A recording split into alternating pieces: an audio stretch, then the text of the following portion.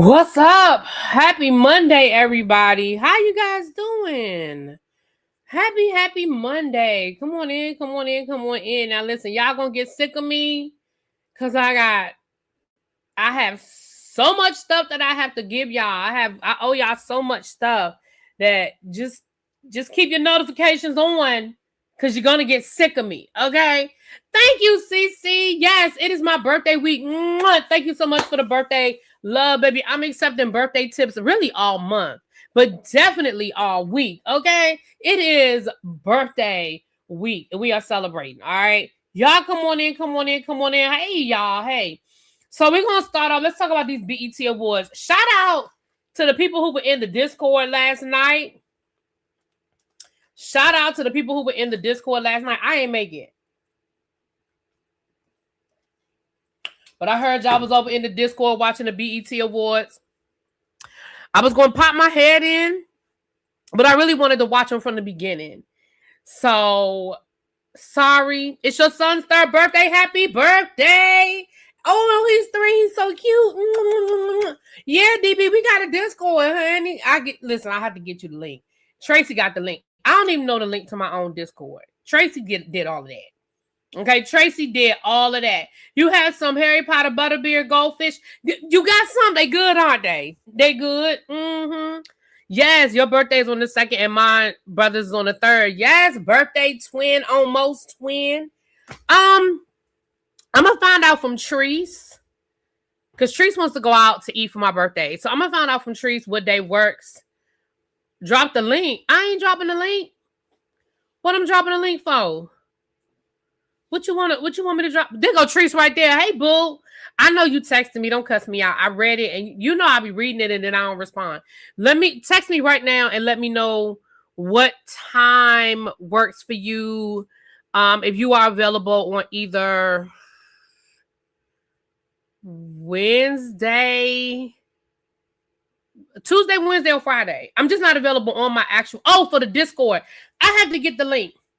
I just don't know what day. I'm just not available on my actual birthday. Because I'm going out to eat with my family. But any other day this week, I'm good. And Treese, I want to go to we want to go back to Ruth's Chris because I want that old fashioned. I want 2 of them.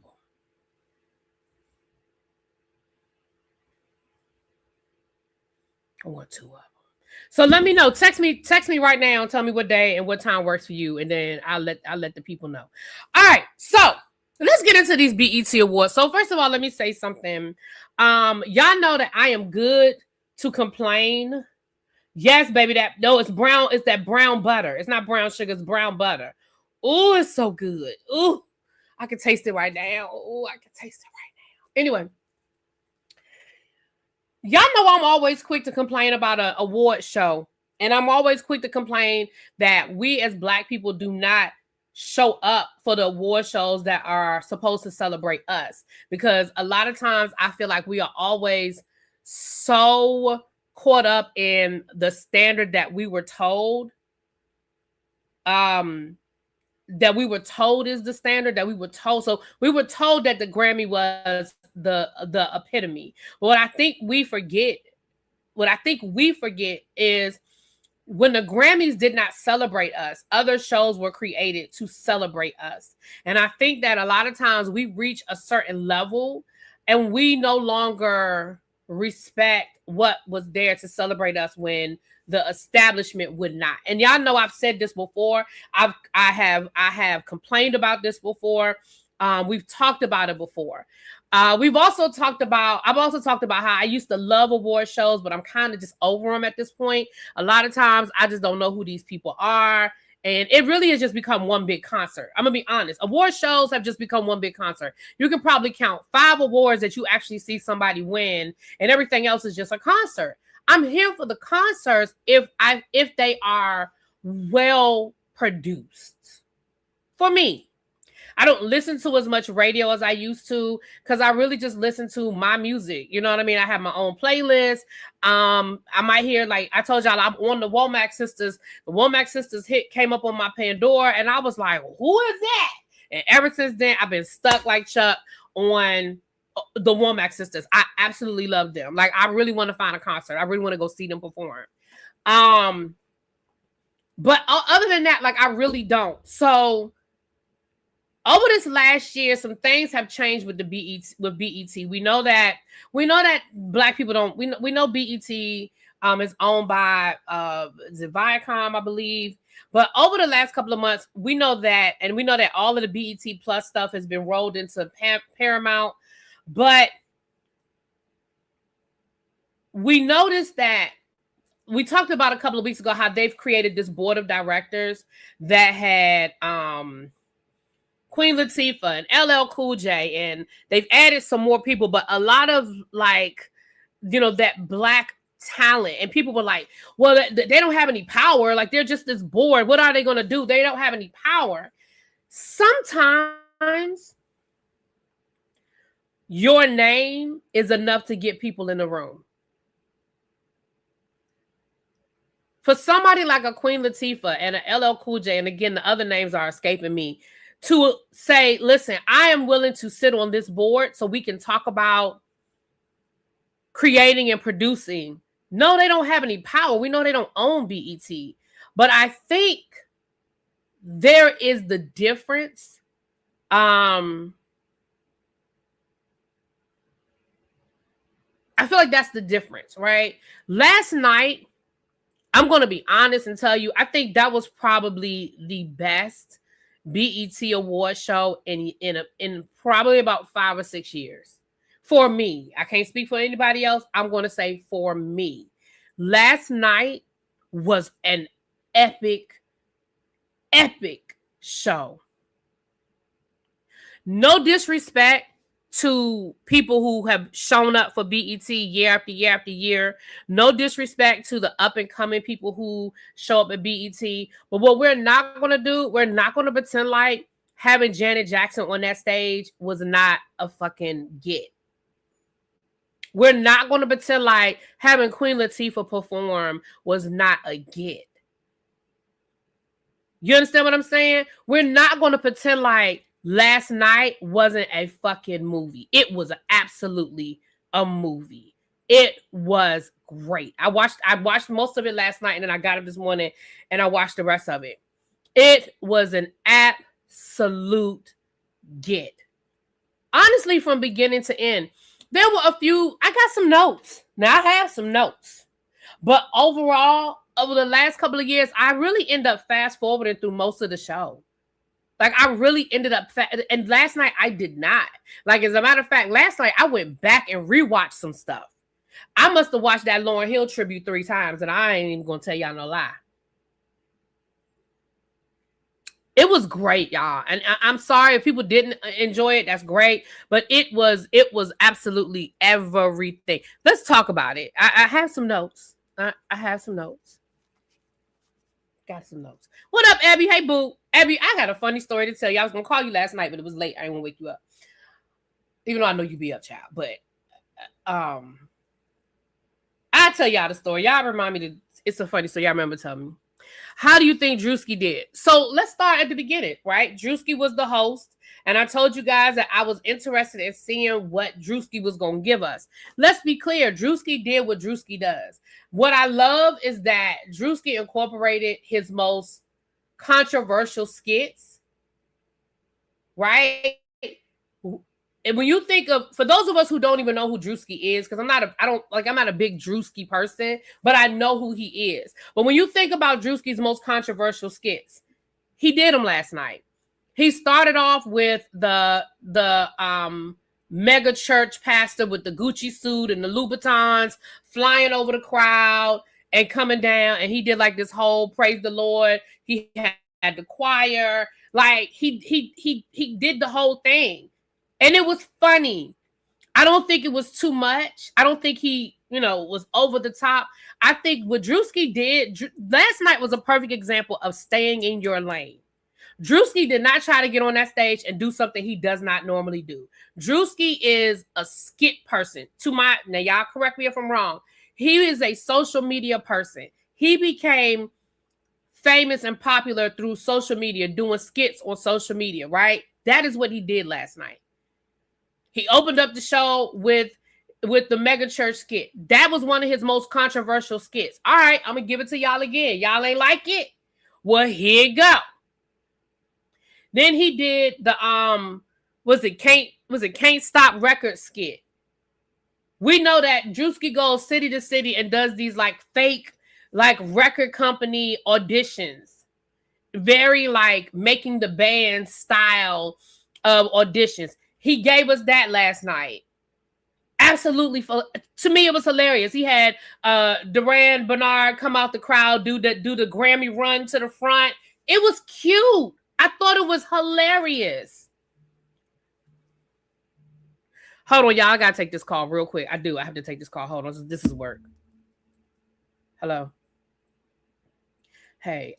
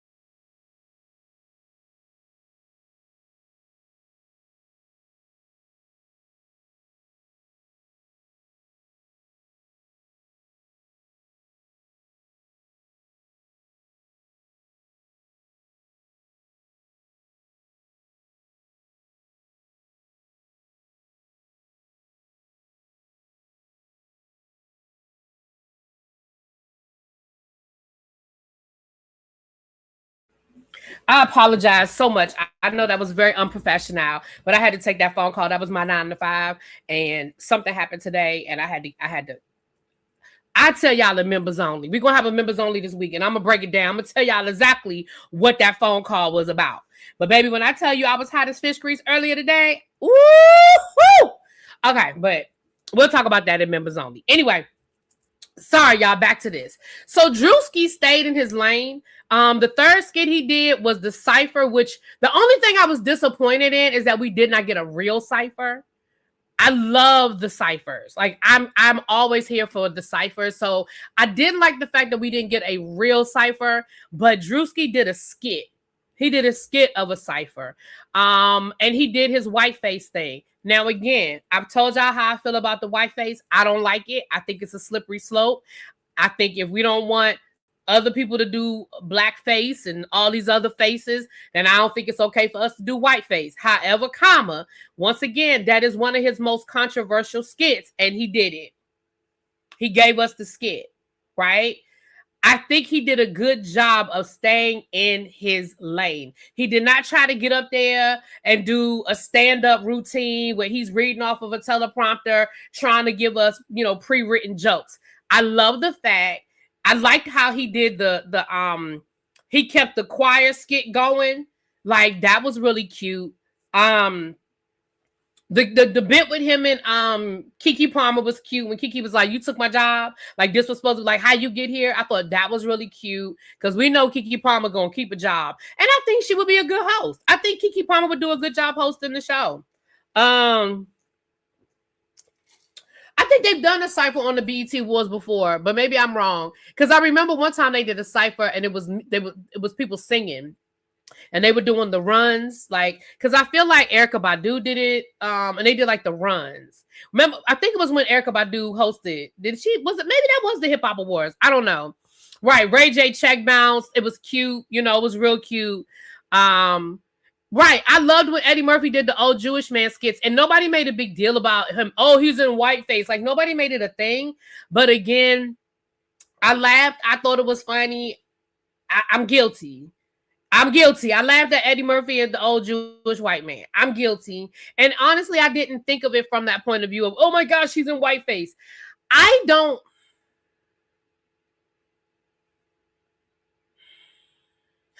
think because there's such a stigma with white performers performing in blackface. I also think that when we look at the history of what blackface was with the exaggerated characterization of the big lips and the bug eyes and the dark skin, I think that is where that stigma comes from, and that's why it's really not a fair comparison. However, comma, when you don't want somebody to do it, you don't want somebody to do it. I think when it's done in comedy and tastefully, I'm not as offended, but I understand the offense. You understand what I'm saying? I understand the offense. And so from that perspective, it is what it is. Now, I think the way Drewski does it, he does it in comedy, and I do think it's funny. I'm just going to be honest. I do think it's funny. Am I going to protest? No. Am I going to sign an online petition? No, I'm not. But I also don't think it's the same. And I know some people are gonna be like, "Is that's a unfair." I just don't think it's the same, and I'm that's how I feel, and I ain't gonna change how I feel. I don't think it's the same. But anyway,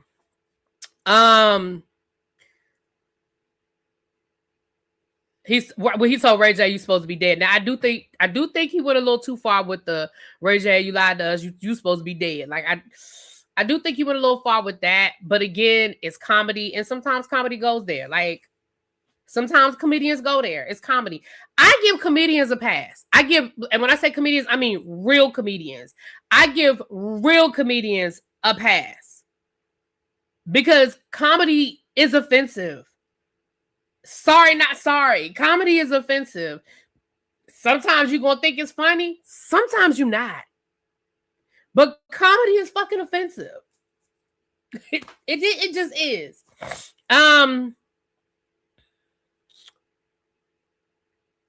The Jay-Z skit was cute. It was funny. Why did they have Ice Cube out there twice? Now, y'all know that Ice Cube used to be my husband. Y'all know we got divorced. So sometimes when I see him, I have a little PTSD. I think about the good times. I think about, all the good times we had together.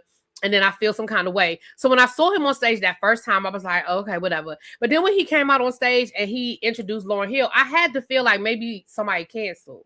Like, the person that was supposed to do this clearly wasn't Ice Cube, especially the way he was stumbling and bumbling through that introduction of Lauryn Hill.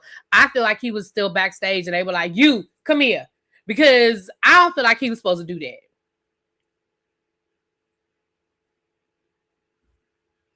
I just don't think he was supposed to be the one to do it. I'm just saying.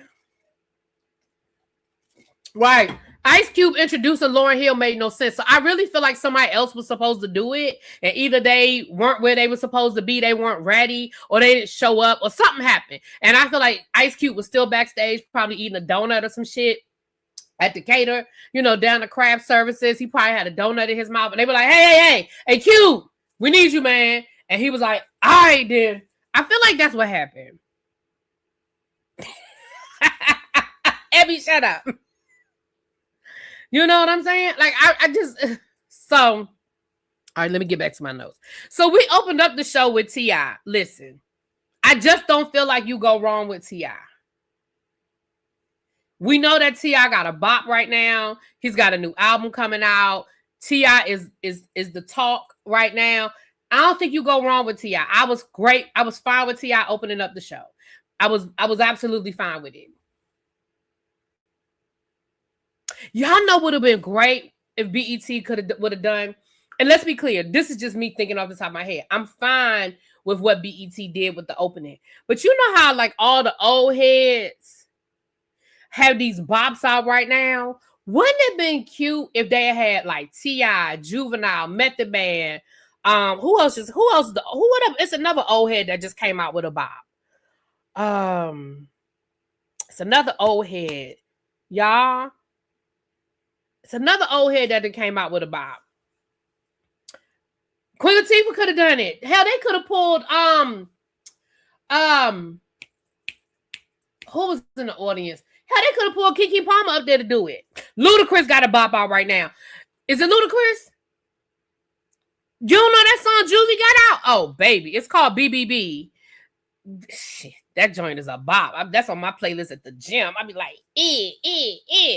Anyway, one of her children, she had all of them in the audience. They could have pulled one of her children to come up there and do it. You know what I'm saying? But neither here nor there. It was a great intro. King was in the car being king, child. King was in the car being king. But I thought it was a really good performance. Shout out to T.I. It was a great way to open up the show. It was a great performance. And then, like I said, I already told y'all, Drewski came out and did his thing. And then I thought this was really cute. They had Jamie Foxx and his daughter with Kalani doing Folded. We know that his daughter is very, very musically talented. He has highlighted her multiple times. I'm not sure if she wants a career in music, like wants to be on the front line of music.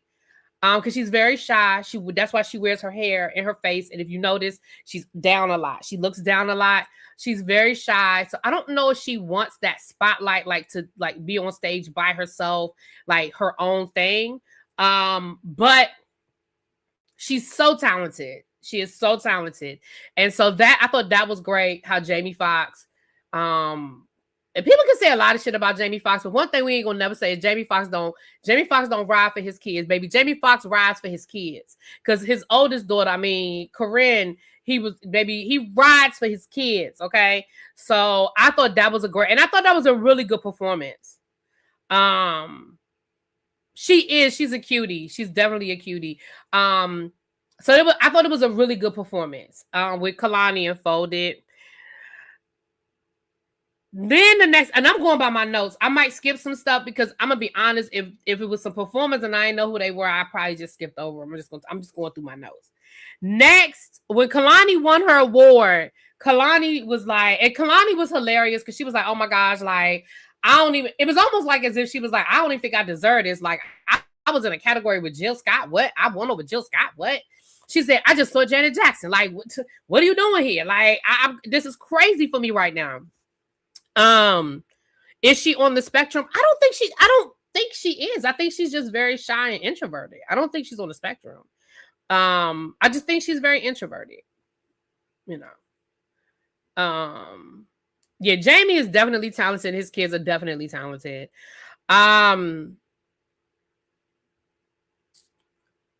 Anybody that knows anything about Tiana Taylor knows that Tiana Taylor absolutely adores Janet Jackson. Like, loves her down. So when they were presenting Tiana Taylor with her Icon of the Year award, and I want to be clear, it says Icon of the Year. We're going to come back to that in a second. They had Janet give it to her. I think from that point, whatever Tiana Taylor had planned to say or do went out the window. Like, she was done. When she saw that Janet was presenting her with the Icon of the Year of the Year award, she was done. And I was over here done watching her be done. And Janet she was Janet, right? And they have built a real friendship. Like, they talk, they text, they have become friends. And she was like, I had no idea. Like, she said, when I heard Kalani say Janet, she was like, when that Janet Jackson was here, she was like, in my mind, I was like, is she here for me? But then she was like, nah, she can't be here for me.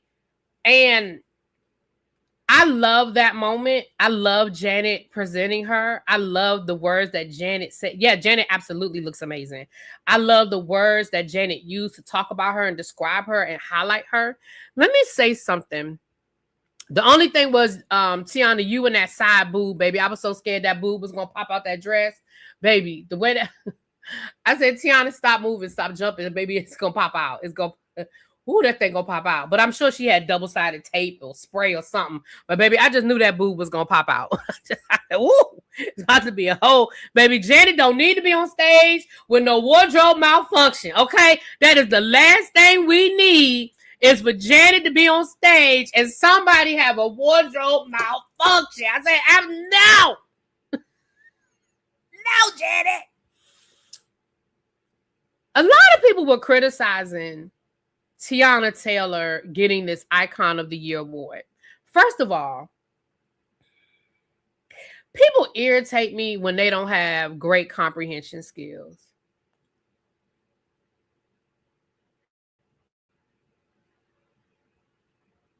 She didn't get the Ultimate Icon of the Decade award. She didn't get a Lifetime Achievement award.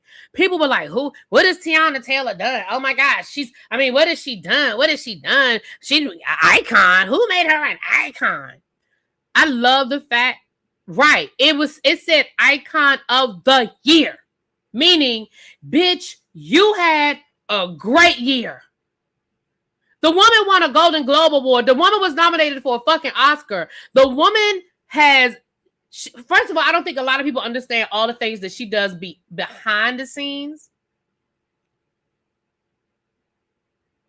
Like, I don't think people understand how, like, Tiana Taylor is a creative director. Tiana Taylor does choreography. She put out an album this year. Whether y'all bought it or not, it don't matter. She put an album out that had some bops on it, right? She just performed at the damn Grammy Awards a couple of... Was that the Grammys or the... What did she just perform? Like, was it? No, the American Music Awards. She just performed at the damn American Music Awards. She's a director. She's a producer. Like, Tiana Taylor wears so many hats. I didn't realize it until I saw her reality show when she had her and Amon had that. The reality show only lasted like 2 seasons, but you saw how much shit she actually did that was so beyond. She has her own company that does creative director, like that does, like, they do ads for people, they do content for people. Like, she has her own I forget the name of her company, but she has her own company. Like, it is well deserved. This woman has worked her ass off, and I loved her speech because she even said that in her speech. She said, at first I was thinking, basically, she was like, at first I was feeling like I didn't deserve this. And then I had to say, no, ma'am, you've worked your ass off. Petunia, that's it. No, ma'am, you've worked your ass off for the last 20 years. You absolutely deserve this. You do that. And she said, this isn't a, what did she say? She said, this isn't arrogance. It's just fact, or something along those lines. And I think more people need to stand in their greatness and be like, you know what? I do deserve this. And it's not arrogant to say, yes, I do deserve this. That's not arrogant. That's not arrogant. And I hate that, one, people don't have no fucking comprehension skills. And two, I hate that people always want to call themselves trying to humble somebody. That woman busts her ass.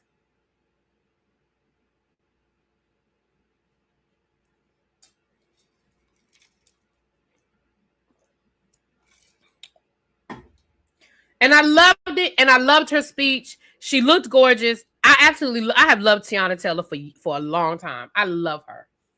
And she looks gorgeous. So shout out to her. Congratulations to her. And this is what I mean when I say bringing the stars back to BET and making it a respectable show. Janet Jackson coming to the BET Awards to give Tiana Taylor that award. Whoever made that happen, fucking bravo to you. Whoever made that happen. First of all, Janet Jackson is still fucking touring. I don't think people know that. She is still performing, which means that she flew in to do this from wherever the hell in the world she is right now.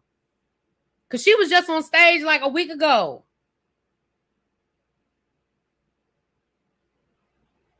So whoever was able to get that to happen, that's what I mean when I used to complain about how we don't, when I say we, you know, I'm talking about the A-listers don't come back.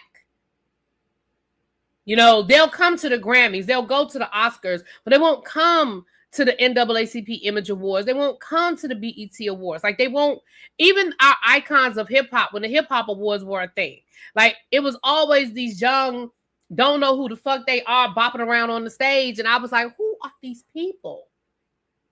You know? So that's what I mean. She's in Asia. Yeah, that's what I'm saying. Like, she flew in for this. And that's what I mean when I say we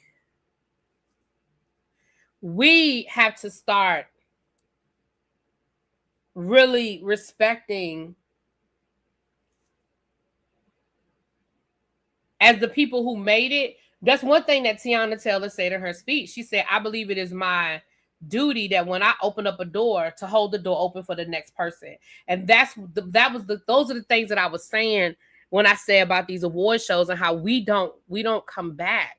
We'll go to the award shows when we're trying to get there, when we're up and coming, when we're trying to become the icons, and we're trying to become the A-listers, and we're trying to become the millionaires, and we're trying to, we're trying to sell 1 million records, and we're trying to get people to come to our movies. But once we get to that status, it's almost like that's beneath us now. And that's what I mean when I say we've got to reinvest in what is made for us.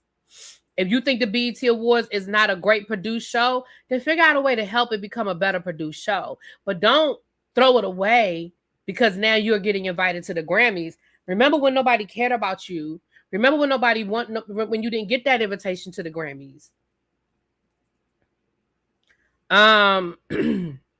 Gabby, you said it, not me, child. You said it, not me, child. You said it, not me, child. Okay. Next, Cardi B performed. Now, I'm going to be honest with you. I've seen better performances by Cardi B. Y'all know I love me some Cardi. I love me some Cardi. Do I think it was a great performance? Absolutely. I think Cardi gave us a variety of her hits. You know, Cardi was Cardi. You know what I'm saying? She gave us a little production. She gave us, Cardi was Cardi. Cardi was Cardi. But I'm going to be honest, my favorite performance of Cardi was at the Grammys when she kind of did like it was like a nod to like the 1920s Cab Calloway with the big fans. And she had like the steps going up and going down, and they did like the whole fan thing. That's the one she did. I think it was the same performance with Bad Bunny. And she started out with Bad Bunny, and then she went over. What was the song she performed? Was it Money that she performed? I can't remember. That's my favorite performance by Cardi B. Now, was this a good performance? Yes, it was. I think it was a great performance. Cardi won an award, and I love her speech. That was the COVID episode of the Grammys. Is that what it was, Gabby? It was a great performance. I thought it was a great performance. That's actually my favorite performance by Cardi so far. Right, Ravine. Same people you meet going up, you're gonna meet coming down. Say it again. Seeing her live was pleasantly surprising. Cardi works hard. Like, she really does. Now, I love her speech because, again, remember, it took Cardi 10 years to come out with her sophomore album because she was scared. She can come up with all the reasons in the world, but at the end of the day, she was scared. And I love that the album did well. I love that the tour did well. Even while she had the babies, and we had those conversations about her being pregnant and having the babies. But Cardi told us when she announced her pregnancy, she was like, "I'm still going on tour. I'm gonna be ready for tour. I'm gonna do it." And she did. The album came out when she said it was gonna come out. The tour happened. The tour was successful. The album was successful. I think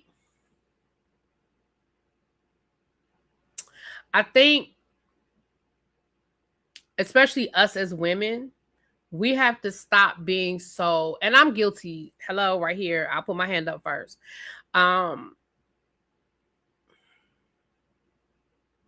Women have something put on them that men don't have.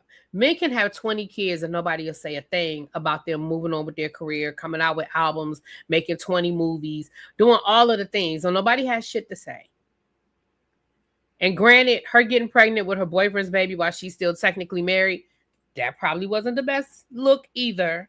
However, I don't think anybody will ever accuse her of not taking care of her kids. I don't think anybody will ever accuse her of not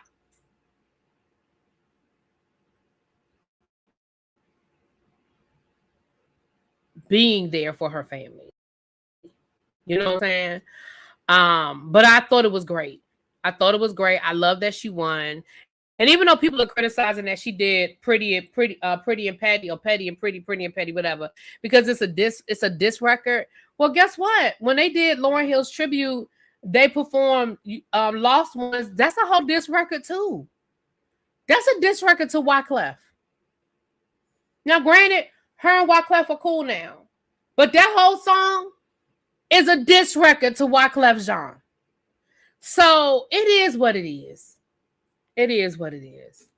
But y'all know I love Cardi, so I'm biased and then whatever. Then they did the skit with Could Have Been Records with Duran Bernard coming out there. I thought that was cute.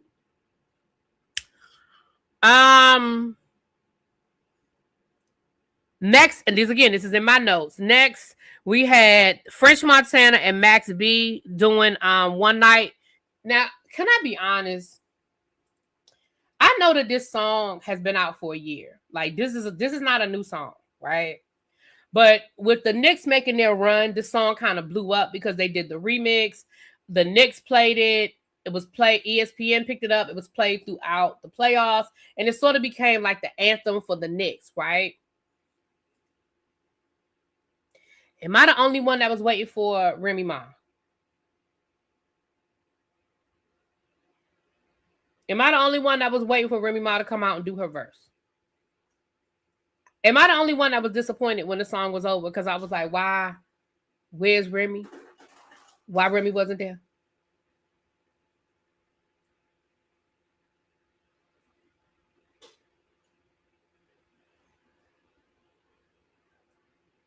I was like, this New York City. I was like, what? Where is Remy? And I just knew she was going to, even up until the end. Rick Ross came out and they did a whole nother song. I was like, they still going to do it. Like Remy gonna do the finale. Like they're going to bring Remy up. Like Remy. No disrespect to French Montana and Max B. It's their song. Like I said, the song has been out for a long time. You Hate It is not the Knicks anthem. Oh, damn. Okay, Ravine. Ravine said it's not the Knicks anthem and she hates it. Okay, well, I still want to know where Remy was. Right, we didn't need Rick Ross. Y'all could have left Rick Ross where he was. Now, maybe Remy wasn't available. Maybe Remy didn't want to do it. Maybe they didn't ask her. I don't know. But I was looking for Remy, so yeah. Then we did the cipher. I already told y'all about the cipher with the white face and all that good stuff. It was cute because the whole thing was about him being this white rapper, but he can't say the word, but he did everything except for say the word. You know what I'm saying? Again, some people might have found it offensive. Some people might not have found it funny. But again, I thought it was funny.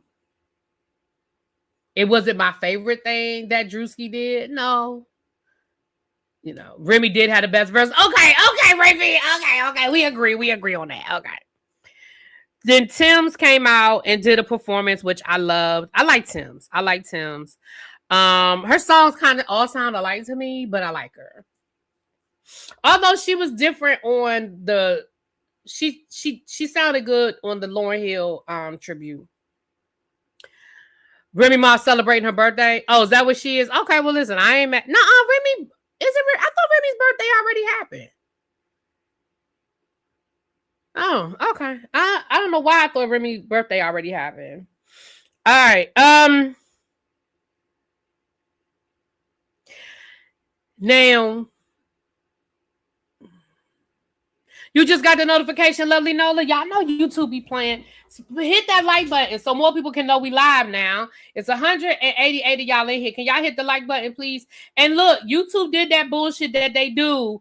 Please make sure that y'all check and make sure that y'all are subscribed. I lost 9 subscribers in the last 4 days. And I refuse to believe that 9 people unsubscribed to my channel in the last 4 days. Unless I really pissed y'all off when I gave my commentary on T.S. Madison the other day. Maybe people really felt some kind of way and they unsubscribed because they ain't like what I was saying about T.S. Madison. And that's fine. I can respect that. If this ain't where you want to be, that's fine. But other than that, make sure y'all still subscribe. Thank you. Please and thank you. Okay. I was impressed by the whole show. I thought it was a good show. I'm going to be honest. You know, I mean, it was a few teleprompters, but hell, all of these shows be having teleprompter things going on. I love when Janet was like, thank you. Can the people in the back please sit down? I can't see. Janet was so cute. Yeah, I thought Remy already celebrated her birthday because they went up, her and her girls, it was on her social media. Her and her girls were up in the, they went to the Hamptons. They were up in the Hamptons. They rented a house up in the Hamptons and were up there. Because they were doing like TikTok dances and stuff like that. Her and Juju and her other girlfriends. She already celebrated her birthday. But I mean, again, there's a million reasons why she might not have been there. Maybe she didn't want to come. Shit, I don't know.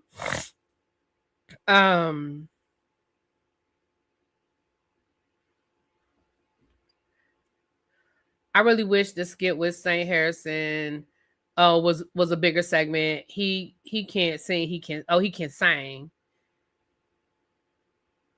Yeah, I mean, even with Duran Bernard. I mean, well, no, they did do the whole "Can We Talk," but I thought it was cute. I thought it was a cute segment. You know, they have. You know, I thought it was cute. But you're right.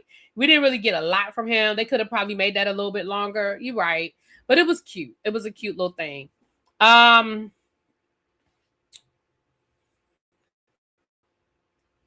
The next segment that I have in my notes was the in memory memoriam that they do. I'm going to say this. I think they could have done better.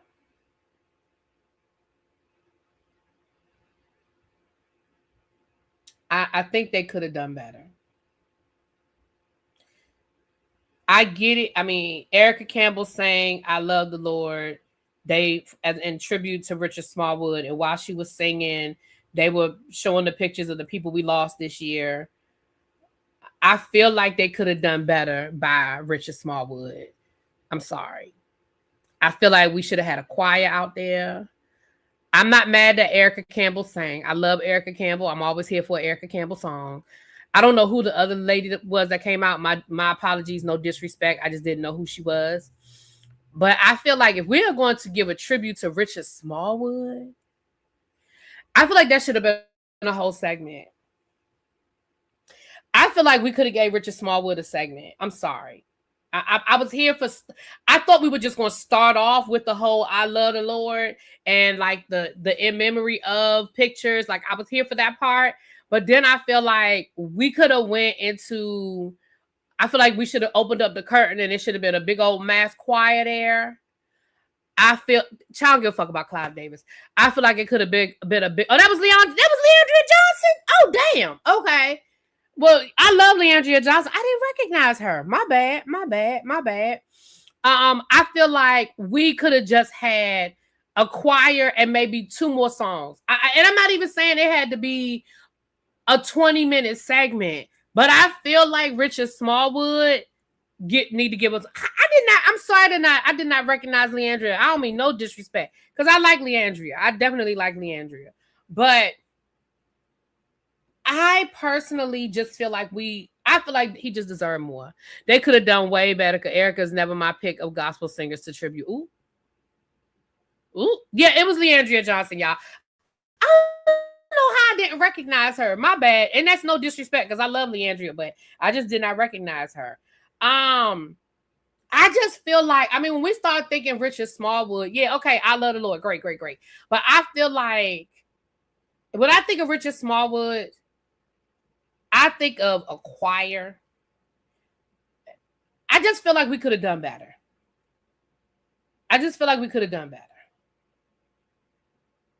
Not where was you? Well, you know, Yolanda Adams is always the gospel go-to, you know? Yolanda Adams is always the gospel go-to. I wouldn't have been mad. Listen, I wouldn't have been mad if it was Londi. I wouldn't have been mad if Londi came out there and gave us a little 1-2. You know, I just felt like we could have done better. I just feel like Richard deserved better. I feel like he deserved better, y'all. Fred, Hezekiah, right? I mean, I just feel like now Kirk was down in Virginia at the Hampton Jazz Fest, so he probably wasn't available. You had to resubscribe YouTube play. See, that's what I'm saying. Y'all check and make sure y'all still subscribe to Really Be TV, because YouTube be playing. Oh my God, where was Fantasia? Baby, where was Fanny?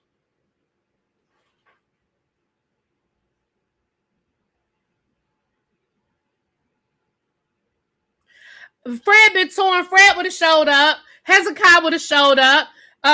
John P. Key would have shown up. Fanny would have shown up. They on tour, but if they had reached out to them early enough, baby, they'd have came through. They'd have came through. For Richard, absolutely. They'd have rescheduled. Look, I don't even know these people in real life, but I'm damn sure gonna speak for Fantasia. She includes that as a part of her show. Baby, Fanny would have came. No, we don't want Kim Burrell. She can stay wherever the fuck she is. Kim can stay wherever the fuck she is. Kirk was in Philly last night. He was in Virginia Friday night. Thank you. Thank you for the birthday tip. Thank you so much. Yeah, I'm sorry. I'm sorry. Jill Scott was announced as a performer. She was well, maybe Jill Scott was supposed to be the one to give Lauryn Hill her award. Maybe that was her. Maybe that was what she was supposed to do. She might have been part of the Lauryn Hill tribute, and they replaced her with somebody. Tasha Cobbs. I mean, they could have sent all points bulletin to anybody who ever sang with Richard Smallwood. We're gonna put the choir together. We're gonna do a tribute choir. You know what I'm saying? If a choir wasn't on stage singing Total Praise, it wasn't a tribute. You can see, that's what I'm talking about, Below. When I think of Richard Smallwood, if I don't hear no motherfucking Total Praise, like you said, with a mass choir, they could have sent out an APB for anybody that ever sang with Richard Smallwood. We're going to show up on this date in Atlanta. We're going to invite you to perform at the BET Awards. We're going to have rehearsal on this day, and this day. If you can't get to Atlanta on these 3 days, and we're going to do an all-star tribute. Where was Ricky Dillon? You see what I'm saying? So, BET, I'm giving you an A for the show, but I'm giving you an F for Richard Smallwood, okay? It's an F for me. It ain't even a D. It is an F. It ain't even a D minus. It is an F. Because if you're not giving me motherfucking Total Praise, if you don't know nothing else by Richard Smallwood, you know Total Praise. And if it ain't got a choir in the background, it ain't right. It ain't right. I'm just sorry. Moving right along. I think that's my biggest criticism was Richard. They ain't do the maestro right. They ain't do him right. Sorry, not sorry. They ain't do him right. Then we turned around and we did a tribute to D'Angelo. I thought it was great. I thought the tribute to D'Angelo was great. We had Duran was out there, George Clinton was out there, his band, Vanguard. We had Ari Lennox. Like, I thought it was great. You went to high school with Ricky Dillard. He did turn be out performance even back then. I thought the Grammys tribute to D'Angelo and Roberta was a little bit better. Well, they didn't even do no. Did they do a Roberta tribute? I don't feel like they did. I did like D'Angelo's tribute, but I'm gonna be honest with y'all. If I'm being honest, they could have cut that in half and gave the other half to Richard Smallwood. Like, I feel like they could have cut D'Angelo's in half. If we talking about a time situation, if it was a time issue, we could have cut his in half and gave the other half to Richard Smallwood. And then you ask Hezekiah or Ricky Dillard to create the performance. Let them get their choir together. Let them put hello. I just feel like we could have cut it in half and gave the other half to Ricky Dillard. That's just how I feel. I mean, not Ricky Dillard. I'm not trying to take nobody out. To the maestro. Didn't they give Angie Stone a tribute last? Because Angie Stone died before the BET Awards last year. Didn't they do a tribute to Angie Stone last year?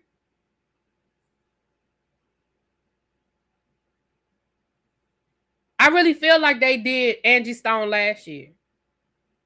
I don't think they did a good job though, but I think they did do Angie Stone last year. In my opinion, D'Angelo's tribute seemed a bit chaotic. I ain't know none of those songs but the last one.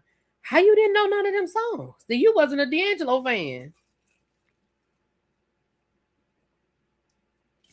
Yeah, because remember, Angela, she died right before the BET Awards last year, so it was thrown together and it was rushed. But they did it last year. If you ain't know none of them D'Angelo songs, you wasn't a D'Angelo fan. I'm sorry. I don't mean no disrespect. I hope I didn't offend you when I said that, but baby, I'm sorry. Them D'Angelo songs was D'Angeloing. But I do feel like they could have cut that in half. That's just me.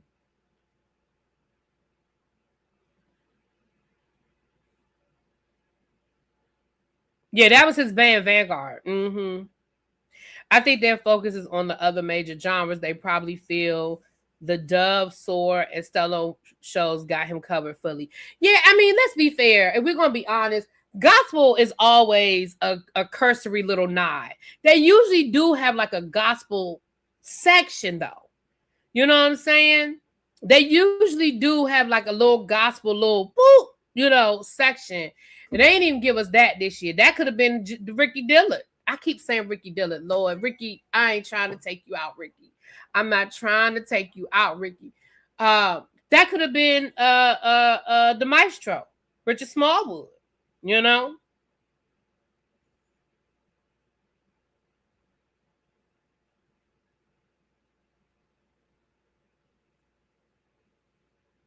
But anyway. You thought George Clinton wasn't with? Yeah, he's still around, honey. I didn't know that was George Clinton because now that he done cut his hair, he looks different. He looks bigger to me.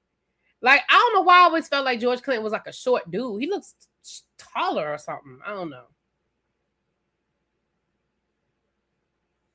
Sunday was Gospel Day on BET. They could have brought that feeling back. Yeah. Yeah.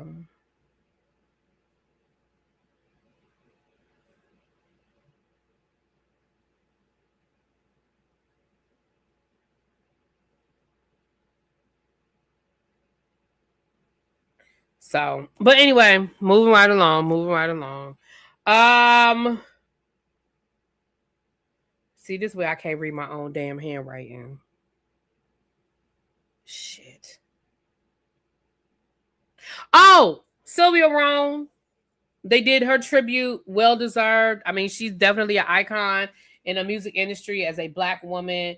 Like, she has crossed barriers and broken down doors, and I'm here for it. Like, I respect her.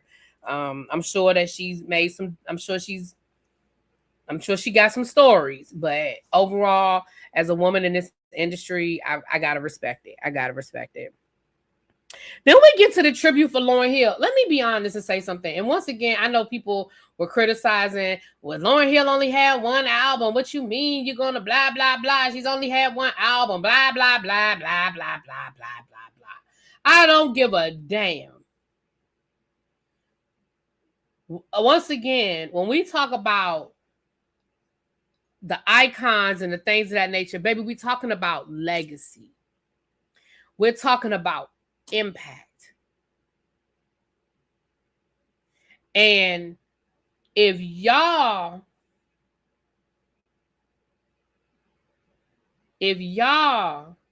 sat through that performance, that tribute for Lauryn Hill, and your ass didn't bop, you didn't sing along, maybe some of y'all might have even got up and did a little boop boop bam. If that didn't make you get up, if that didn't make you like you felt that, I don't know what to tell you. Because again, for me, it's about impact. It's about somebody's impact. And I get what people are saying, well, she only had one album. Yes, but that fucking album was a damn masterpiece. I don't care what nobody say. The Miseducation of Lauryn Hill was a fucking masterpiece. Full stop. Take away everything else with Lauryn Hill, take away the mishaps and, the unfortunate, the situation with the man and the taxes and, like all of those things. For one night, we're going to throw that to the side. I don't care what nobody say. And I mean, everybody has a right to their opinion. But when we talk about impact, Lauryn Hill and her music have had impact. Now, I also feel like that is a motherfucking tribute. If you are going to call me and say we are going to do a tribute to you, that was a tribute. Now, some people might say, hey, the tribute ran a little bit long. Maybe. I don't care. I don't care how long it ran. It was a good ass tribute. It was a good ass tribute. I don't care how long it ran. I don't. It was a good ass tribute.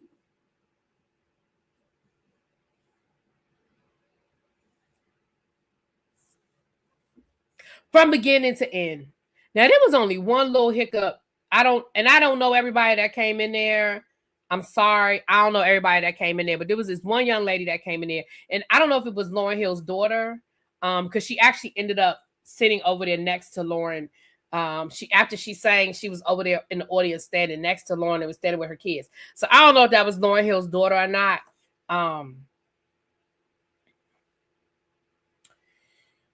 Because I don't know who that young lady is, I'm going to just be real nice. I'm going to just be real nice and say, that wasn't your best performance.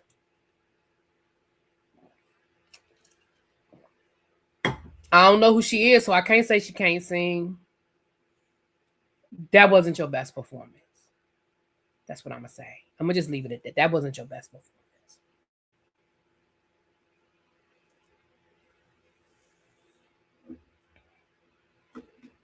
I thought it was the other one that just graduated from high school. I thought it was the other one, but okay. I think like 2 or 3 of her kids performed. I'm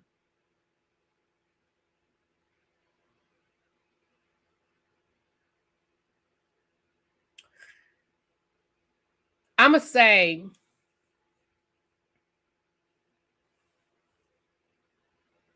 that was her daughter. She was nervous. She said that she didn't.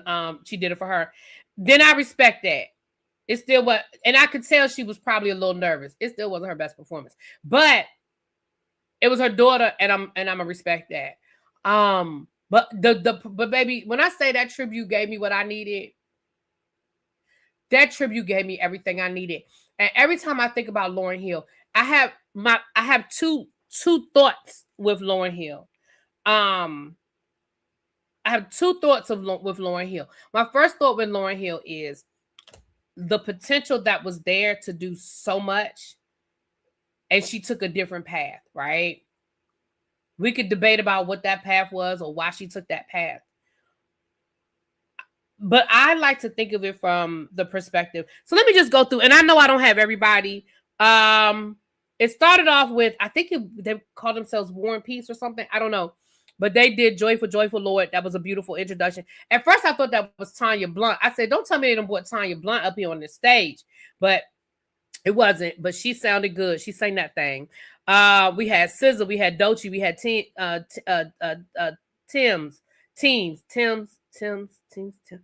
Doja Cat,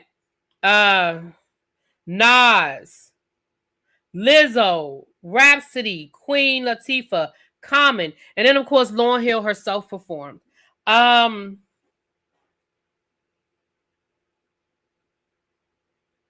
was Tanya Blunt. Okay, I thought it looked like her.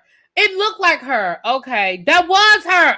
Okay, all right. Okay, thank you. Oh, thank you. Because I said that looked like Tanya Blunt. It was Tanya Blunt. Okay, thank you. Okay. But they didn't say her name. They didn't introduce her as Tanya Blunt, and I was like, okay, but I'm glad it was though. Glad it was. I'm glad it was. Okay. Because it looked like her. I thought it was Tanya Blunt. Okay. She's married to the piano player. Oh, okay. Got it. Okay. That's a DC girl. Mm-hmm. She's a trotter now. Got it. That's a DC girl, honey. Tanya from here. Tanya from around these parts.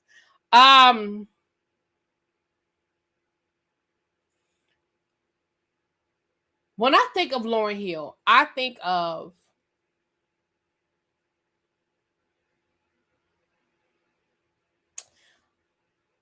Lauryn Hill. I think it was a combination. Oh, that's the name of their group. Okay, got it. Thank y'all. Cause y'all know I was like, that looked like Tanya Blunt, but they didn't say Tanya Blunt. And I was like, I wish they would have said her name. Like, I respect that she's married now, and I respect that that's the name of the group. I ain't mad about that. But I mean, help an old lady out a little bit. Help an old lady out. Okay. War and Treaty, that was it. I said War and Peace, child. War and Treaty. Okay. I'm gonna have to look them up because they sounded good now. You know what? CC Freak, there you go. I put Lauryn Hill and Andre 3000 in the same category.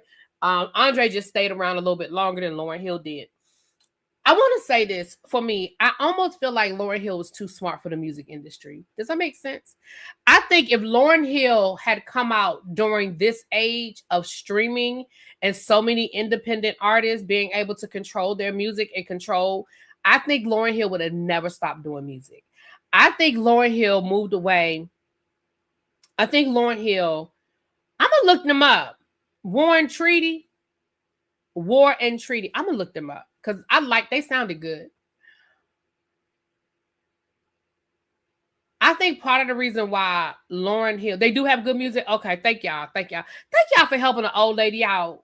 Because I really was like, she looked like Tanya Blunt. But okay.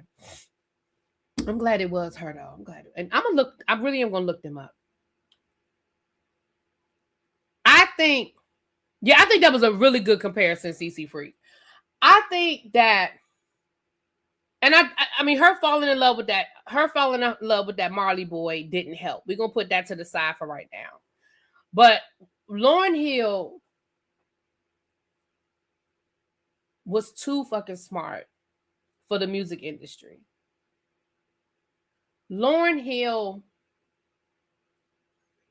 fell into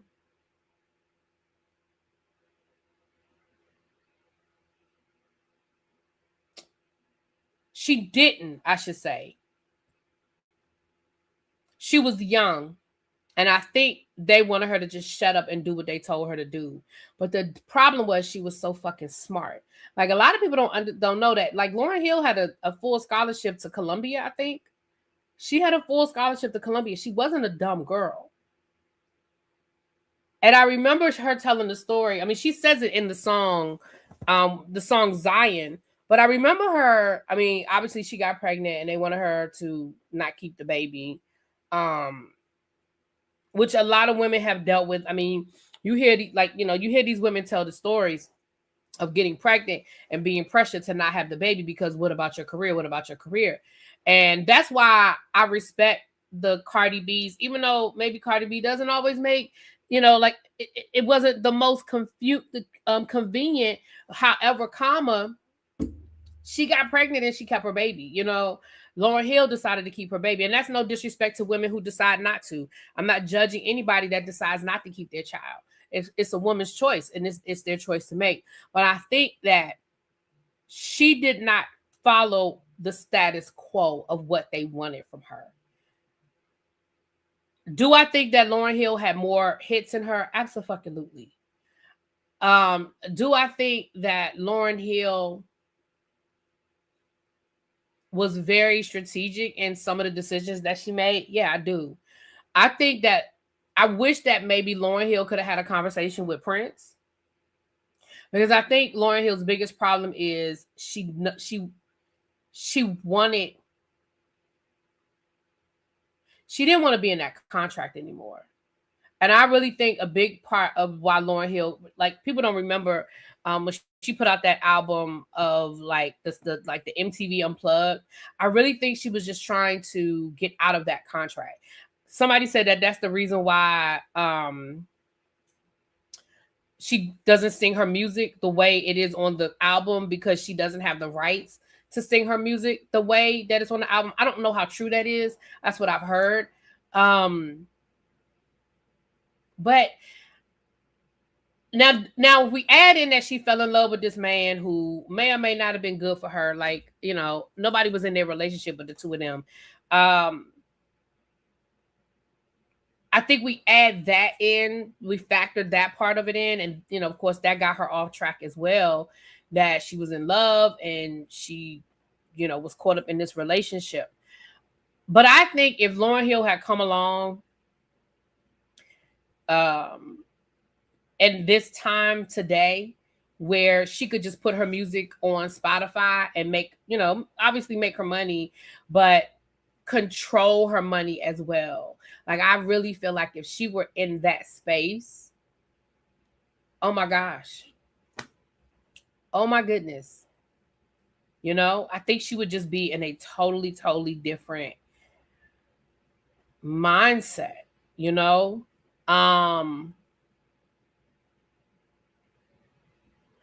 I hope people understood what she was saying. Yeah, EGOT, absolutely, absolutely. I hope people understood what she was saying in her speech. I hope they got it, because that's basically what she was saying in her speech, right? I always felt like it was my duty to share my talent. Whatever your talent is, you should be sharing your talent with the world, whether it's fashion or hairstyling or singing or whatever. And she said, I've always fought for us, even if y'all didn't know it. I always fought for us, even when y'all didn't know it. And I think she was letting people know, look, I always fought for the artists. I took a lot of the hits. But I always fought for artistry. Now, do I think that Lauryn Hill's a little eclectic? Yeah. Do I think that Lauryn Hill maybe, I'm not going to say she was mental or anything like that, but do I think that this relationship had her caught up and maybe took her off of her path for a while? Yeah, I do. But you know what I saw in that performance, in that tribute? I feel like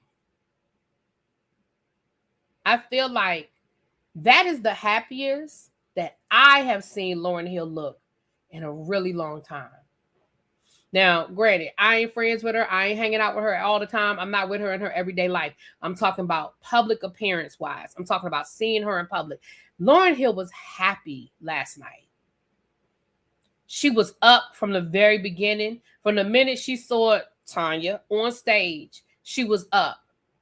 And she didn't sit down. And she was singing along with the words. And she was humbled by who was out there. And she was crying. And she was smiling. And she was laughing. And she was singing along with her lyrics. And that is the happiest that I have seen Lauryn Hill in a really, really, really long time. She always looks so melancholy. She always looks so, I mean, regal, yes, but very.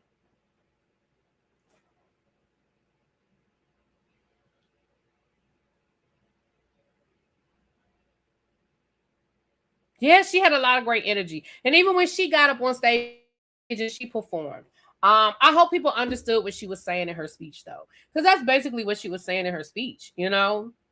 And that's what she was saying in her speech. Her speech reminded me of the Miles Monroe quote about using our gifts and talent before we leave this earth. Yeah. Yeah, it was a really, really good show. I thought it was a good show. I think that was probably and first of all, that was one of the best tributes that I've seen in a really long time. Because you know, BET will fuck up a tribute.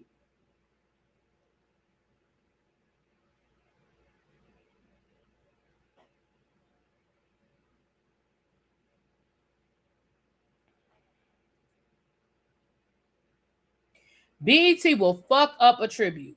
And I think last night they did a really good job. I think she had a nervous breakdown after that relationship fell apart and finally pulled herself together. I don't know if it was therapy, time, of family, or all of the above, but she seems at peace. She does. She seems really good. She seems really good. And her son is doing really good. Her son had a really big hit the year before last. It was on the Bob Marley soundtrack. Um it was really, I can't remember the name of it now, but it was a good song. I got it on my playlist. It was a good song. She looks like her and her baby daddy. We've seen them on stage together. We've seen them in spaces together. So they seem to be in a place where they can be around each other, you know. Queen Latifah made my night.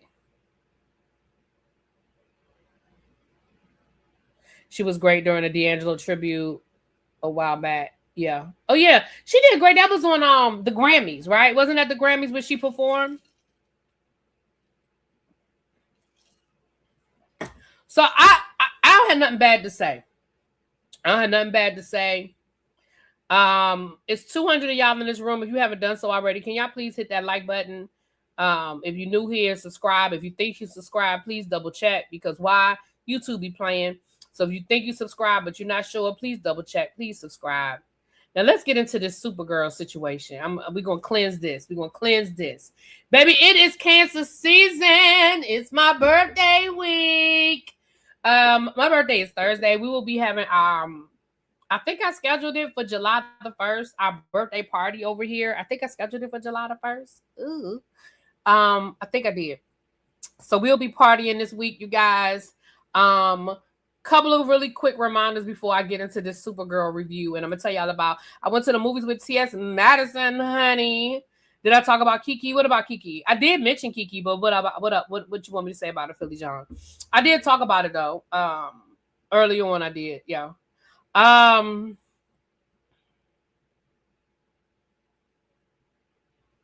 We talked about that. CC Free, Tiana Taylor, and Janet Jackson. I scheduled it for tomorrow evening. Okay, well then I guess I scheduled it for tomorrow, child. I don't know why. Oh, I know why I did it for tomorrow. I know why I did it for tomorrow. Okay, got it. Thank you, boo.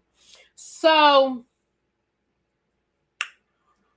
let's get into, okay, couple of quick reminders. Reminder number one, if you are coming to Abby's birthday, I put the link in the chat. I'll drop it again. If you are coming to Abby's birthday, remember, I need your deposit by the end of the month. That's tomorrow. I need $100 deposit by the end of the month for these rooms so I can lock these rooms in. Again, that's tomorrow. Remember, if you're staying at the house with us, the total price is $400, but I need a $100 deposit by the end of the month in order to hold your space. Okay, moving next. Next, Books and Bourbon. Do not forget Books and Bourbon. If you're coming, again, I'll put the link in the chat again if you need me to. Hotel rooms, I think, are pretty much gone. If you need a hotel room, let me know. We could try to call and get get that same rate. Um, but again, the VIP package, that money is due. I think I said the money is due by the end of August. I think I said the end of August. And we still have tickets for the meet and greet event on July the 18th. Yes, we still have tickets. I'm still trying to sell like 8 more tickets, 9 more tickets. I would love to sell 20 more tickets, but if I could sell like 8 more tickets, that would be great. If you can't come and you want to donate a ticket, by all means, you can buy a ticket, so you can donate that money to me. You can send it to Cash App. Or if you just want to make a donation to the event, by all means, you can do that as well. The venue is paid for. But again, there's that. All right, those are the quick announcements. Now let's get into this Supergirl situation. Yes, I went to the movies with T.S. Madison. So listen, let me tell y'all how this thing went down. First of all, I'm gonna tell y'all about the movie, but I'll tell y'all about going to the movies with T.S. Madison. So y'all know I was in Pittsburgh this weekend. T.S. Madison was still in Pittsburgh after her show on Thursday. Y'all know her and Spiller Boy, they friends, they cool, they got each other phone number, they talk, you know what I'm saying? And so I knew me and James, aka Spiller Boy, I knew we were gonna hang out. So he hit me up because I stayed through Saturday for my business, which I am building my team. So I'll give y'all more information on that later, but we are building a team over here. Nah, Cheryl, I'm waiting for Treese to tell me what day she can go, and then we're gonna make it work.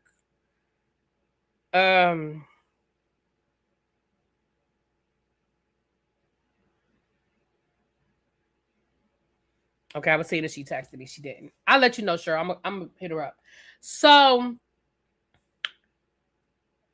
James calls me. He was like, "What you want to do tonight?" I was like, "I don't care." I was like, "We can go get something to eat, whatever."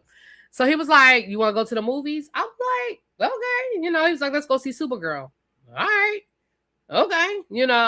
So right before I was getting ready to hang up the phone, he was like, "Okay, I'll let Maddie know." I said, "You gonna let Maddie know?" Maddie coming with us? Okay. So me and James, we went got something to eat, and then we went to the movies. So it was me, James, Maddie, Mo, Miss Mary, Chi Chi, and then y'all know Maddie's security was with us. He's cool as hell. Like, he is hilarious. The movie that was great, right? But I say me and T.S. Madison were in that movie theater acting a fool because the movie was so fucking stupid.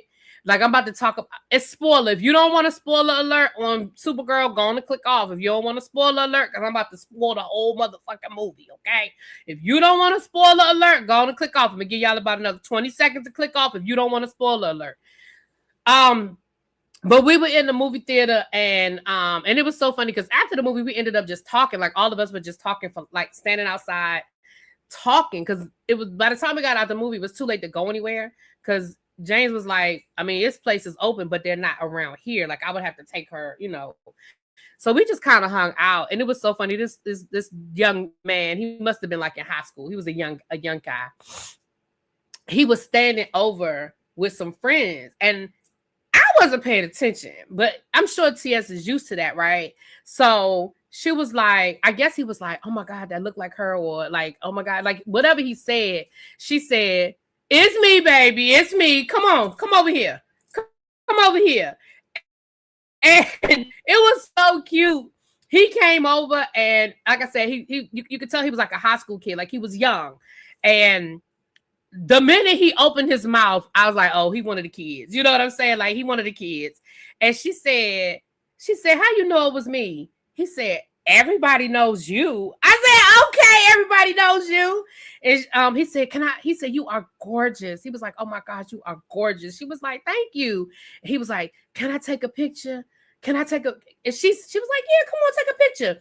And so they took the picture. She was like, "And you better tag me. I want to see this picture. You better post it, and you better tag me." It was cute. You know what I mean? It was really, really cute. But we just sat out there talking. We had a really great conversation. We laughed, we joked, whatever. And again, we was joking. Like, it was fun. Like, it was a good time. But let's talk about this damn movie.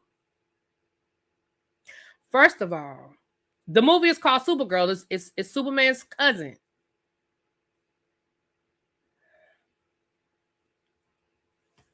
You saw the clip, Philly John? Yeah, we were cutting up. We had a good time. It was Superman's cousin. First of all, the movie started off in the middle, right? The movie started off with the lady who plays Supergirl.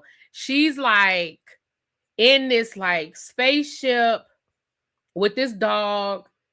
Like she got the like her, it's just her and this dog. The spaceship is dirty, it's nasty. It looked like she ain't washed a dish. She's half drunk. And I was like, what the fuck is this? She got this ratty ass wig on. I was like, what the fuck? What is going on here? Superman calls her to wish her a happy birthday. She's like, yeah, whatever. Boom, boom, boom. Like, so while this is going on, we get this scene where the spaceship lands because they're in this other universe, right? The spaceship lands, and these guys get off the spaceship, and we see like this family. It's like an Asian family, and the mother is like, yeah, she's depressed. She is depressed, Candy. She is depressed. She's depressed because her family is gone and they sent her to the United States. And she was like, what the fuck's going on here? I don't know none of these people. I don't even know Clark Kent. Y'all say he my cousin. I don't know this dude, right? She don't speak the language. Okay, a whole thing. So yeah, she was a little depressed. So when these guys get off the spaceship, the mother of the family says they're here. And the father was like, well, you knew they would eventually come. She said, give them what they came here for and they'll leave us alone. Well, I already knew that wasn't how that story was going to end. I was like, I already know that the story ain't going to end with you giving them what they want and they just going to leave y'all there. I already knew that wasn't going to happen. Okay. So short story long,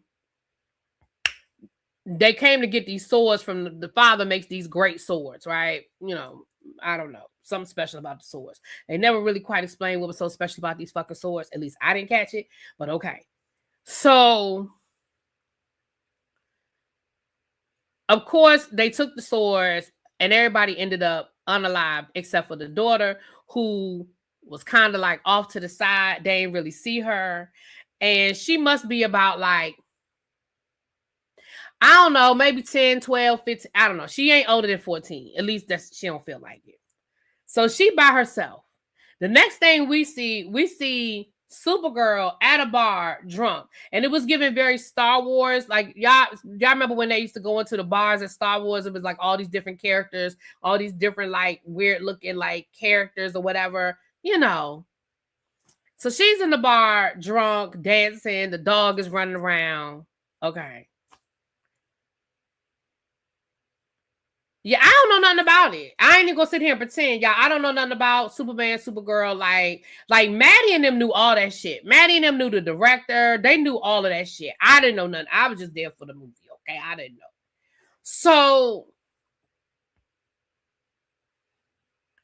the little Asian girl comes in there. She got on this like leather coat. She's got the sword. She got a sword sticking out behind her. Like, you know, she got the little sword. I guess that's like the last little sword that her daddy had left that she had.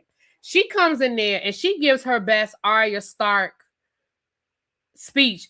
All my Game of Thrones people know what I'm talking about. She gave her best. I am so-and-so and so-and-so, the daughter of so-and-so and so-and-so, who was the father of so-and-so and so-and-so. And I am here to avenge their death. They were killed by so-and-so and so-and-so right in front of my face, and I'm here to avenge their death. Who wants to help me?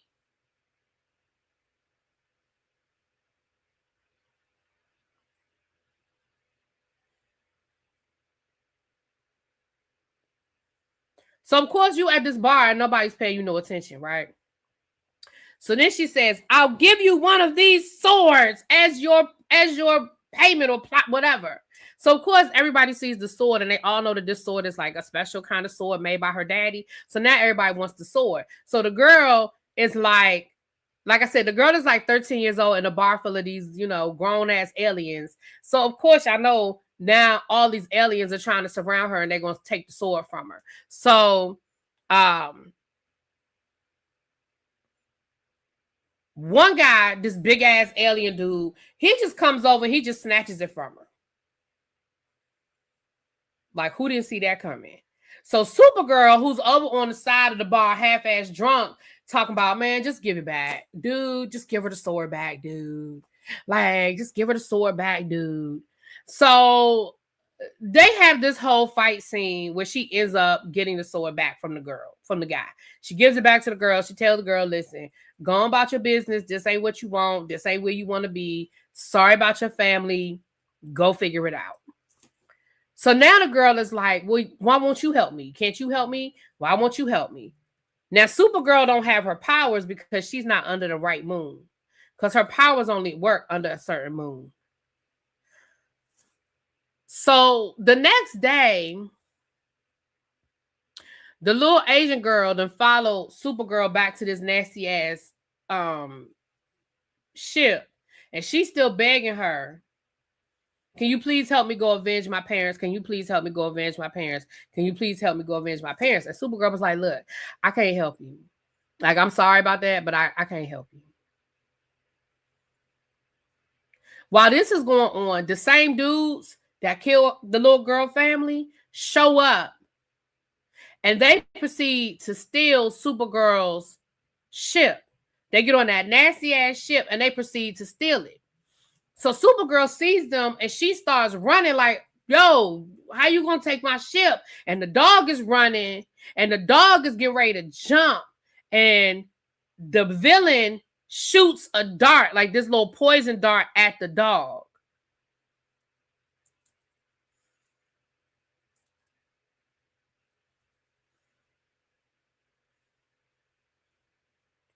So they end up, Supergirl and the little Asian girl, they end up taking the dog to, like, I guess the alien veterinarian, I guess. I don't know.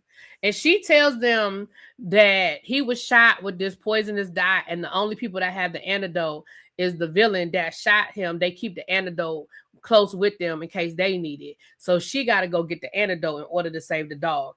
It was at that moment.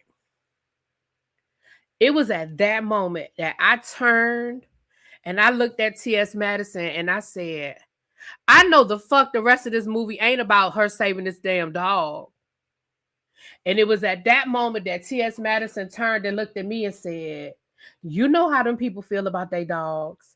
And that is what the rest of the movie was about. And at that point forward, I didn't take none of that shit seriously. I was clowning the rest of the movie. Me and T.S. Madison was clowning the rest of the movie. We was talking about people's wigs. We was talking about people's outfits, makeup. We was clowning the rest of that damn movie because it was stupid. Because that woman, that little girl wanting to avenge the death of her parents, that wasn't a good enough reason for you to help that little girl. But no, you saving your dog. And the rest of that movie was about her going through the tearing up the universe, looking for these people to save the dog.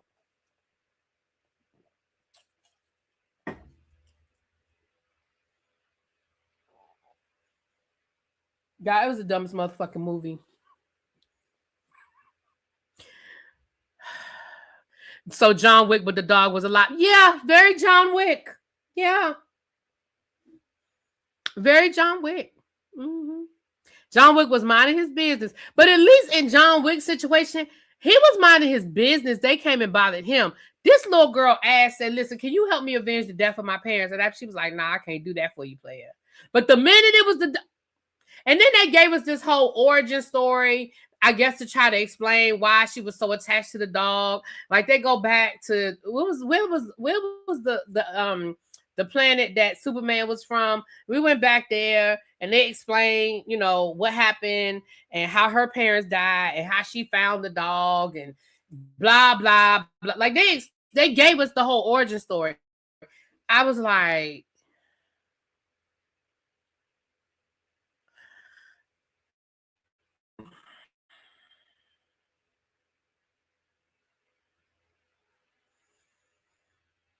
baby. And listen, pretty great ass. I liked the first Wonder Woman, but the second one, 1984, I was like, no, I'm not doing this. Absolutely not doing this with y'all. The minute I found out that the rest of this movie was about them saving that dog, I was like, I don't care about none of this shit. I mean, I finished watching it. I mean, but I was like, baby, all of us came out of that movie like, this is the dumbest shit. I was like, I'm glad I wasn't the only one. And like I said, you can tell that Maddie is really into comics and stuff. Like, she knew everything. She knew who the former director was, and she was like, they need to give it back to whoever the person was. Like, she knew the people's names. She knew who was working on it, who wasn't working on it, who the producer was. She was talking about how the script got messed up and they had to write a new script. Like, she knew all the backstory. She knew all the backstory.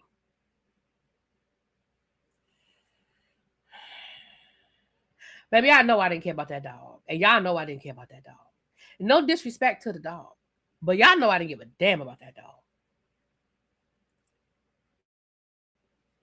Yeah, Maddie definitely is.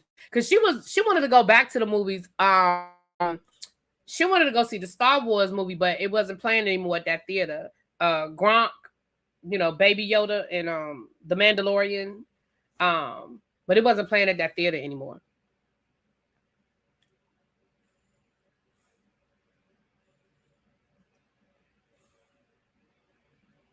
So you say even Asian lives don't matter when it comes to those people? I guess. Baby, it was a whole situation. I said, I got to be kidding me. Hold on a second, y'all. I called him Gronk. Y'all know what I'm talking about. Hold on, y'all, real quick.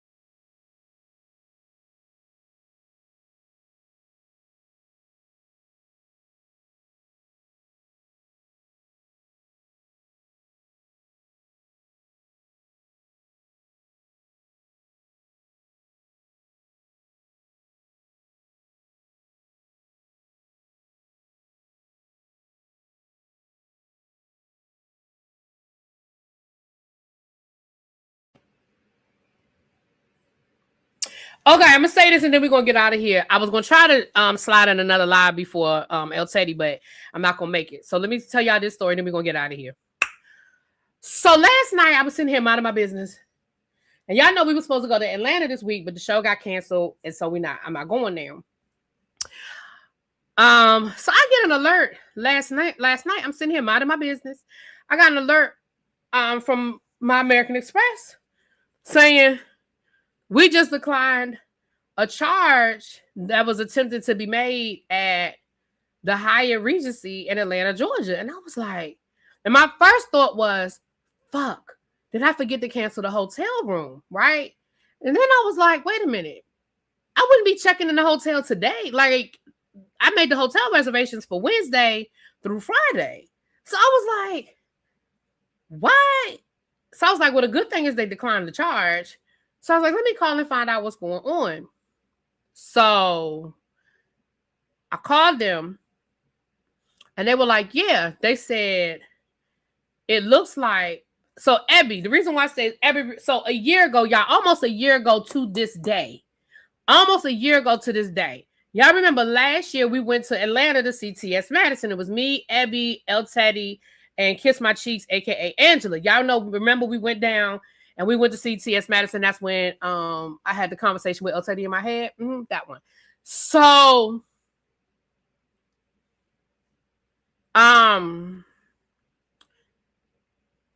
so the day we were leaving, we went out to breakfast. Me, Ebby, and Angela, we went out to breakfast before we left to go home.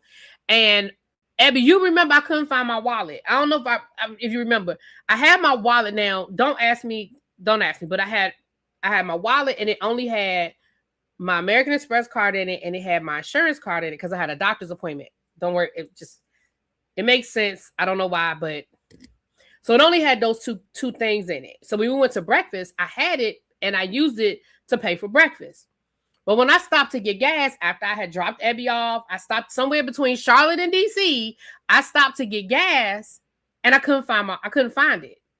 I tore that car up. I looked everywhere. I called back to the restaurant. I called back to, everywhere that we had went. I checked my last charge. The last charge was breakfast. So I knew I had it at the restaurant. Called the restaurant. Nobody saw it. Blah, blah, blah. So I gave myself like one more day to look for it just in case it fell under the seat, something. I tore the car up again, looked through my luggage. Like I double checked, triple checked, asked Abby to check to see if it got, maybe it got mixed up in her purse, whatever. Couldn't find it. Canceled the card. No big deal. I canceled the card, got a new card. That was a year ago. So when I called American Express last night and I was like, one, I'm glad y'all didn't let the charge go through, but why didn't you let, how did y'all know? I said, I'm not in Atlanta. Like I'm in DC right now. I'm not in Atlanta. I'm holding my card in my hand and I'm not anywhere near the state of Georgia. So the lady was like, she said, oh, wait a minute. She said, well, yeah, I see what we declined the charge. She said, oh, I see why we declined it because it looks like they were trying to use your old card. And then somehow they got this number. And so they were trying to use this number. And so that's why they declined the charge because they originally were trying to use a card that you no longer had. I said, what? She said, so then they transferred me to the fraud department. So when I was on the phone with the fraud department, they said, yeah, it looks like they attempted to charge your card on June the 22nd, like 5 times. I said, I'm sorry, what? I said, I never got any alerts. They said, well, because they were using that old card. She said they were using the old number and somehow they got your new number. And so then when they tried to use your new number after trying to use the old number, that's why we declined it because it just something looked funky. I said, well, I thank you for declining it, but that's crazy as hell. I lost that card a year ago. And as far as I know, like they might have tried to use the card in the last year because I wouldn't get an alert on that because that card is gone. So if they've tried to use that card over the last year, I wouldn't know. But somewhere between June the 22nd and last night, they were able to get my new number. And they tried to charge a whole hotel room. And here's what's funny. So, they going to send me a new card. Boom, boom, boom, yada, yada, yada, right? But here's what's funny. It did remind me to cancel my hotel room because I was like, shit, I did actually forget to cancel the hotel. So it reminded me to cancel the hotel. Guess what, y'all? So the where they tried to charge the card last night was the Hyatt Regency.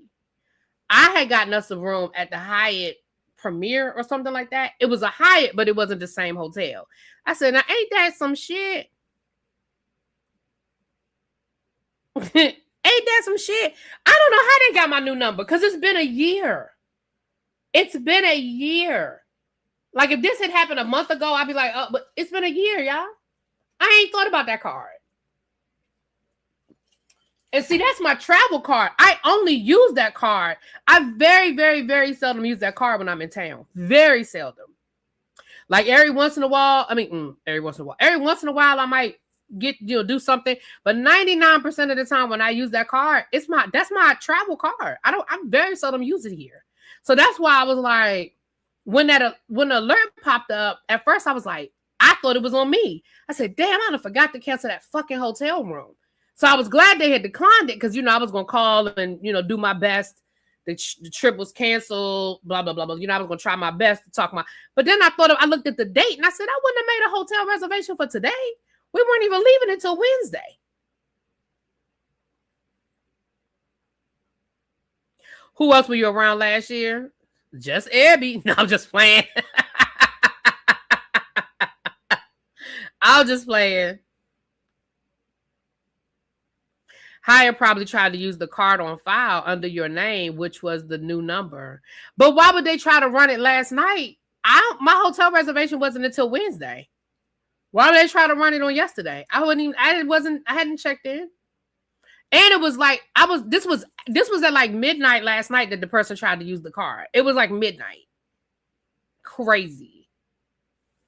So they tried to do it over the phone is what they tried to do. They weren't in person. They were trying to do it over the phone. But because they had already tried to use a card that had been canceled, that's what sit the antennas up. So I'm glad it didn't go through, because I would have been mad as hell if I woke up this morning and saw that they had charged, and it was like $500. I was like, what the fuck? I'd been mad as hell. I mean, I'd have been able to, dispute it and get it, but still, I've been mad as hell. So anyway, that's my story. Let me get out of here, y'all. We'll be back at 6:45 for the tribe meeting. We got a lot to talk about. Please don't forget, if you are planning on going on any of these trips with us, we still taking people for the cruise. I know we still trying to get the 50 people. That was the goal. I think we're at 33. I think we're at 33 rooms booked. But feel free, if you want to go on this cruise in February, we still have rooms available for Alaska. Books and bourbon, baby. We were booked. The tribe is booked and busy. The tribe is booked and busy. Because I really want to, I got like 3 other things I want to do, and I had to tell myself to sit my ass down. Yeah, I had to tell myself to sit my ass down. Because I really want to go to a Redskins game this year, and I want to go to the one in Nashville, but I really had to tell myself to sit down for a minute. Like, I really need to sit down. So, anyway. Whoever has your old card tried to book a room and they used the card on file. Oh, is that what you're saying? Oh, that might be what they tried to do. That's crazy. Books and Bourbon is the weekend of October the 24th. Yeah. And I did get, I believe that was Corinne sent me her money for Books and Bourbon. I got it the other day. So, yeah. All right, y'all, let me get out of here. I think I'm going to run. I ordered groceries, but I don't feel like cooking. And I said I was going to turn over a new leaf starting today, but go to that game, sit down when you're dead. Oh, wow. Okay. All right. I finally got my settlement approved, so I might come to the cruise. Yes, honey. Come on to the cruise. Yes. Emily B, I think that's what I want. I think that's what I'm about to go get. But I ordered groceries, so I'm going to be cooking the rest of the week. Baby, I ain't had nothing in this house. I was going to go to Trader Joe's this morning, but that ended up not happening because I got pissed off and I came back home. So anyway, that was so sad. We're going to talk about that today, lovely Nola. Anyway, y'all, let me get out of here. I will talk to y'all later. Peace. Chuck, I really want to meet Really B and the chat. Yes, come on to Books and Bourbon or come on a cruise, It's going to be about 50 of us on the cruise, honey. We got 33 rooms. It's going to be about 50 of us on that cruise, honey. Not you going out to dinner one day. Oh, no, you're not going out to dinner one day. I'm going out, child, I'm going out to dinner at least twice this week with my family and with y'all. Child, look, this might not be the week for me to be thinking about losing some weight. Child, I got to get back on this grind, though. I got to lose some weight. Because that belly, baby, when I saw that video with T.S. Madison and I saw that belly sticking out, I said, oh, no. Absolutely not. We got to do something about this. This right here. This right here is a situation. But we're going to get it together. All right, y'all. Bye. See y'all in about 2 hours.